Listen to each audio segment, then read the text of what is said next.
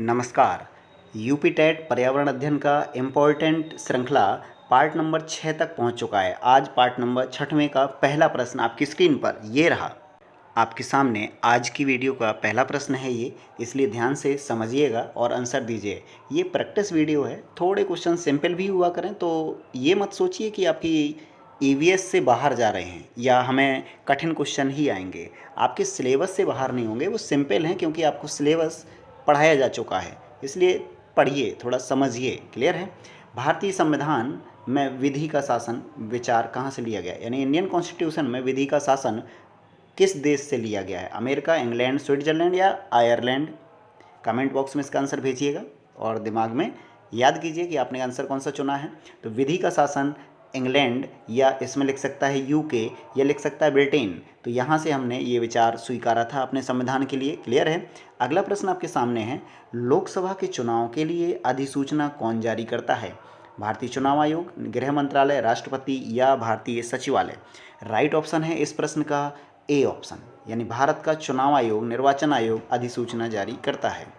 अगला प्रश्न ध्यान से समझिएगा, लोकसभा की कार्यवाही के प्रथम घंटे को क्या कहते हैं? सार्वजनिक काल, विशेषाधिकार काल, शून्यकाल या प्रश्नकाल?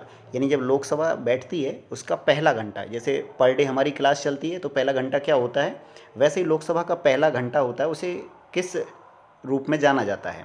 तो इसका राइट ऑप्शन है डी विकल्प, प्रश्नकाल के नाम से जाना जाता है। ध्यान रखिएगा और आप कमेंट बॉक्स में बता दीजिए कि शून्यकाल का समय क्या होता है। क्लियर है? अगला प्रश्न आपके सामने, भारतीय गैंडा कहाँ संरक्षित है? इसका राइट ऑप्शन ध्यान से पहचान लिया होगा, काजीरंगा नेशनल पार्क। क्लियर है? अब आप लोग चाहें तो कार्बेट और बांदीपुर और गिर नेशनल पार्क के राज्य भी कमेंट बॉक्स में लिख करके भेज दीजिए, जिससे आपको याद हो जाएंगे। अगला, निम्न में से कौन सा क्रम पारिस्थितिकीय तंत्र में ऊर्जा प्रवाह के संबंध में सही दिया गया है? चारों विकल्प पढ़िएगा ध्यान से। उत्पादक, अपघटक, उपभोक्ता, अपघटक, उपभोक्ता या उत्पादक, उत्पादक, उपभोक्ता या अपघटक, उपभोक्ता, उत्पादक या अपघटक? तो राइट ऑप्शन आपने पहचान लिया होगा, सी विकल्प सही है। उत्पादक, उपभोक्ता और अपघटक ये एनर्जी फ्लो का राइट क्रम है। अगला प्रश्न है 11, कौन सी ग्रीन हाउस गैस वातावरण में सबसे अधिक मात्रा में रहती है? प्रोपेन, एथेन, कार्बन डाइऑक्साइड और मीथेन? राइट ऑप्शन ध्यान से पहचान लीजिए। ये बार बार क्वेश्चन आ रहा है ना, ये इंपॉर्टेंट है क्योंकि इसके हर बार विकल्प बदल रहे हैं, इसलिए समझिएगा। इसका राइट ऑप्शन है CO2, यानी कब कौन सा आंसर होगा ये सचेत होकर के समझते जाइएगा। अगला प्रश्न आपके सामने है 12, किस वर्णक की उपस्थिति में पौधे हरे होते हैं? ये भी आपने पहचान लिया होगा। राइट ऑप्शन है इसका क्लोरोफिल। एक हरित लवक होता है जिसे हम कहते हैं वर्णक, वो है क्लोरोफिल, जिससे पेड़ पौधे हरे होते हैं। अगला प्रश्न आपके सामने, मानवीय गतिविधियां जो पृथ्वी पर जलवायु परिवर्तन के लिए जिम्मेदार हैं, ध्यान से, क्लाइमेट चेंज के लिए कौन सी कंडीशंस जिम्मेदार हैं? वनों को जलाना, कृषि क्रियाकलाप, एरोसोल कैन डिब्बों का उपयोग, यानी जो हम लोग डिब्बे प्लास्टिक के प्रयोग करते हैं वो वाले, या डी ऑप्शन सभी हैं? तो राइट ऑप्शन पहचान लिया होगा, ये वनों को जलाना भी और कृषि के कार्य भी, एरोसोल कैन ये भी आपके CFC को बढ़ाते हैं। तो हमारे ये सभी के सभी ऑप्शन क्लाइमेट चेंज के लिए जिम्मेदार हैं, तो डी ऑप्शन सही है। अगला प्रश्न है आपके सामने, U4VAC फैमिली की कौन सी फसल बायोडीजल उत्पन्न करने के लिए जानी जाती है?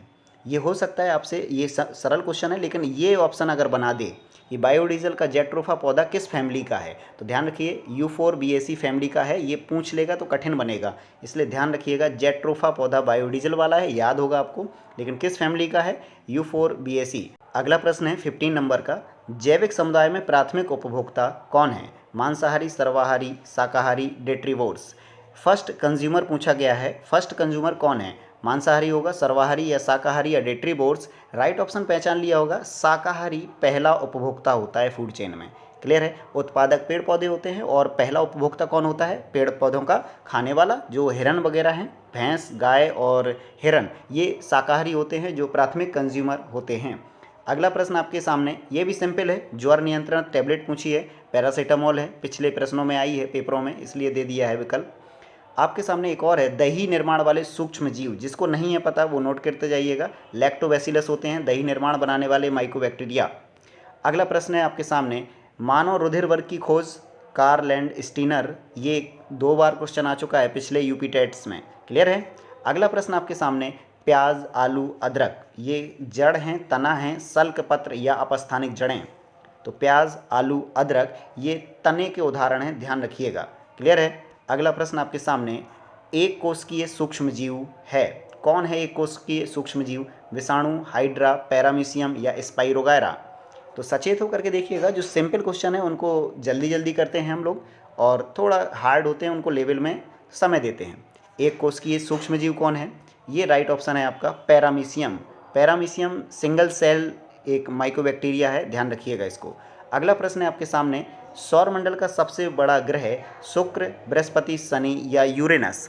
इसका आंसर कमेंट बॉक्स में लिख भेजिएगा। मिलते हैं नेक्स्ट वीडियो में। Okay, thanks for watching video. जय हिंद।